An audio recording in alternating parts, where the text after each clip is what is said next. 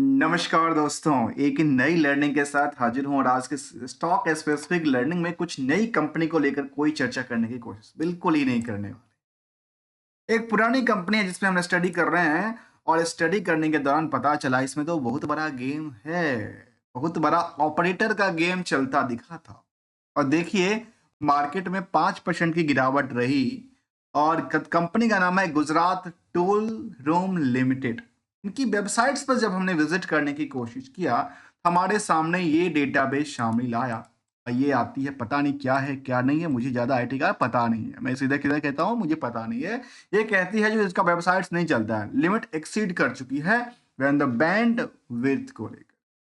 लेकिन कोई बात नहीं, क्योंकि ये हम इनकी वेबसाइट्स यहीं से इनकी जो इन्होंने अपनी लेटर हेड बनाई थी उसके दौरान से हमने निकाला था। अभी 7 तारीख की बात है लेटर हेड की, और आज के टाइम इनकी वेबसाइट्स नहीं चल रही। ऑपरेटर की गेम को लेकर कहा जाए तो ये कह सकते हैं कंपनी में जब आप इनके चार्ट लेवल को देखेंगे तो देखिए पूरे पूरे मार्केट में अभी रिसेंटली की बात किया जाए, पिछले 2 4 5 दिनों के 10 दिनों की बात किया जाए, 26 दिसंबर के बाद मार्केट चलना चालू करती है और 10 तारीख के आसपास उसी प्राइस के आसपास आके अटक जाती है और लगातार अच्छी खासी वॉल्यूम के साथ हुआ, जहां पे ये भी देखा गया कि कंपनी में एफआईआई की होल्डिंग बनी। लेकिन जब हमने होल्डिंग के पीछे जाने की कोशिश किया तो हमारे सामने कुछ और डेटाबेस सामने निकल के आती है। लगातार आज की बात नहीं है, लगातार इसमें ऑपरेटर का गेम चलता रहा है। बल्क डील की यदि बात करें तो देखिए 6 जनवरी को कुछ पार्टी ने लगातार खरीदा बेचा, जिसमें वॉल्यूम सेंटीमेंट क्रिएट करता है। इसके अलावा कुछ और भी कंपनी ने खरीदा बेचा 3 तारीख को। इसके अलावा देखा जाए तो इससे पहले की बात किया जाए, 2 तारीख की बात किया जाए, 1 तारीख की बात की, तो लगातार बड़े बड़े ट्रेडर्स यहाँ पे अपनी पोजीशन बनाते हैं, बिगाड़ते हैं, आम निवेशकों के पॉकेट से पैसे निकालते हैं। यहाँ पे हमने इसको सर्च करने की कोशिश किया तो समझ में आया, यदि मैं किसी एक कंपनी को भी एफआईआई की सर्च करूं तो हमारे सामने लिस्ट आती है कि भले, क्योंकि ये 31 दिसंबर तक का डेटाबेस था, वो होता है अक्सर होता है जो लास्ट डेट में जिनके पास जो हो गया वो रह जाता है। लेकिन देखा गया कि 31 दिसंबर को 50 लाख शेयर बेचे हैं और 1 जनवरी को 70 लाख शेयर बेचे। सोचिए 1 करोड़ 20 लाख शेयर इन्होंने बेचा है। एक पार्टी की बात करूं, दूसरी पार्टी की बात करूं जिसका नाम है नॉर्थन स्टार, और उनकी भी बात करूं तो इन्होंने भी करीब 3 जनवरी को 1 करोड़ से ज्यादा शेयर बेचा है। मतलब लगातार देखिए कोई ना कोई खरीद भी रहा है ना। फिर आती है तीसरी बारी, तीसरी का नाम है मल्टी ट्यूट्स ग्रोथ फंड, और इनकी बात किया जाए तो इनकी बात में अभी लेटेस्ट जो देखने को मिला वो दिसंबर का अपडेट था।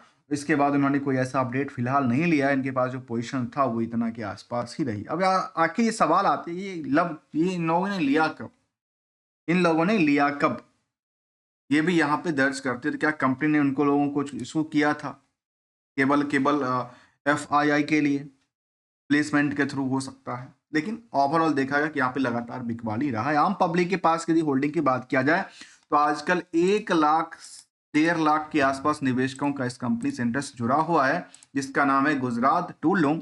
जिस कंपनी में 1.5 लाख लोगों का इंटरेस्ट जुड़ा है, मार्केट कैप 341 करोड़ कहता है, और बाकी यदि पार्ट को देखा जाए तो बुक वैल्यू 14 के आसपास है, इंटरेस्टिंग वैल्यू 386 रुपए के आसपास। सोचिए इसके अलावा इसके मार्केट में पूरे के पूरे अंदर वैल्यूड ही है। मार्केट एक साल में उतना 45 रुपए तक गया था, लोअर साइड 10 रुपए के आसपास की बात कहती है। इंडस्ट्रियल के पी के मुताबिक आज भी जो स्टॉक का पी है काफी छोटा सा है, क्योंकि यहाँ पे भीड़ बहुत नहीं के मुताबिक है। अर्निंग पर शेयर 10 रुपए से ज्यादा कंपनी कमाती है, 23 करोड़ से ज्यादा शेयर है, इसकी वजह से मार्केट कैप 341 करोड़ के आसपास आंकड़ा देती है। आरओई आरओसी की आंकड़ा देखा तो 170 से लेकर 180% की बात कहते हैं। मतलब कुछ इनका ये समरी डेटा को देखेंगे तो लगेगा अच्छा ये तो गजब का है भाई, स्टॉक गजब का परफॉर्मेंस कर सकता है। लेकिन प्रमोटर का कोई कंट्रोल नहीं है कंपनी में। आम निवेशकों का कंट्रोल है। 82% की डिविडेंड पेमेंट की बात कहती है। डेट टू इक्विटी 0 कहता है। करंट रेशियो के नंबर 1.28 का आंकड़ा दर्ज करती है। ओवरऑल कंपनी अपने बिजनेस मॉडल से 12% की सेविंग करती है, और ट्रेंडिंग में यदि देखा जाए क्वार्टर ऑन क्वार्टर डेटाबेस के मुताबिक तो कंपनी ने मार्च के कंपैरिजन सितंबर में अच्छी खासी रैली क्रिएट किया था, जो कि कह सकते हैं कि सेकेंड टर्म था, जो कि 271 करोड़ के आसपास टर्नओवर में, जिसमें 70 करोड़ की कंपनी ने प्रॉफिट भी बुकिंग किया था।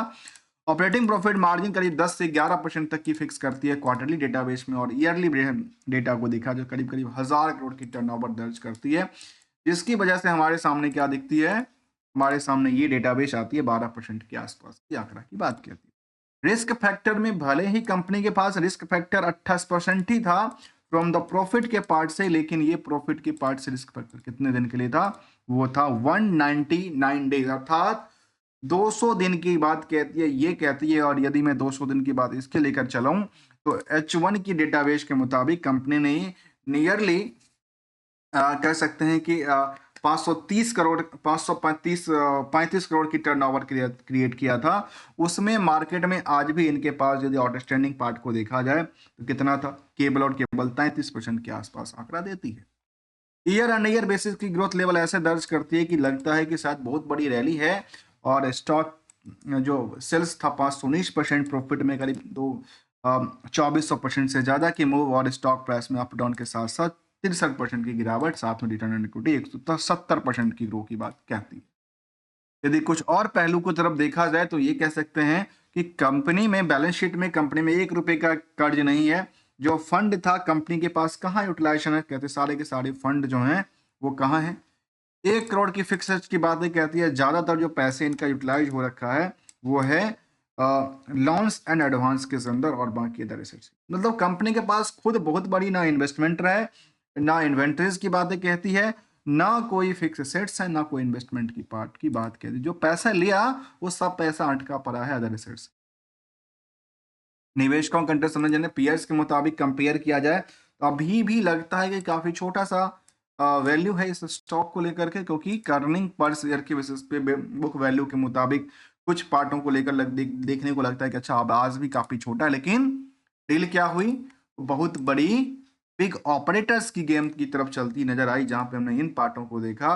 रिसेंटली की बात किया जाए तो हमने कहा था कि यहाँ पे देखिए बड़ी लंबी चौड़ी बिकवाली का प्रेशर रहा था। सोचिए जहाँ पे यदि इन पार्टों को भी देखते हैं कंपनी को, तो जो प्रमोटर हैंड था ना, प्रमोटर के पास आजकल कुछ है नहीं। एफआई ने जो हमने पोजीशन दिखाया, इस सब ने करीब 1-1 करोड़ 1.5 करोड़ के शेयर को बेचा है यहाँ से।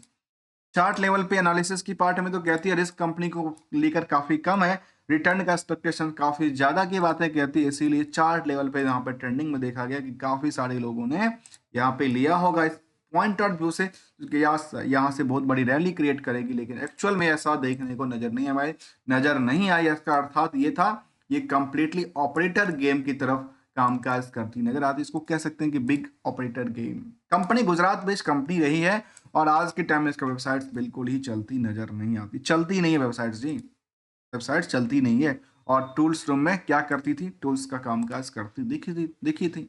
दोस्तों मिलेंगे दोस्तों, एक सिंगल सी गोल्डन रूल को हम लोग हमेशा डिस्कस करते हैं, और वो ये कहता है कि मार्केट में ट्रेंडिंग के बेसिस पे अपने डिसीजंस लेते रहना चाहिए। अदरवाइज क्या होता है, पैसे की वैल्यूशंस में लगातार कमी दर्ज कर जाती है, और अपनी एसेट्स जो कैपिटल हैं वो भी डूब जाती है, पता नहीं चलता है। लेकिन प्रॉफिट हो तो उसको निकालना भी चाहिए। मिलेंगे कुछ नई स्टडी के साथ, तब तक के लिए थैंक्स फॉर द ज्वाइनिंग दोस्तों।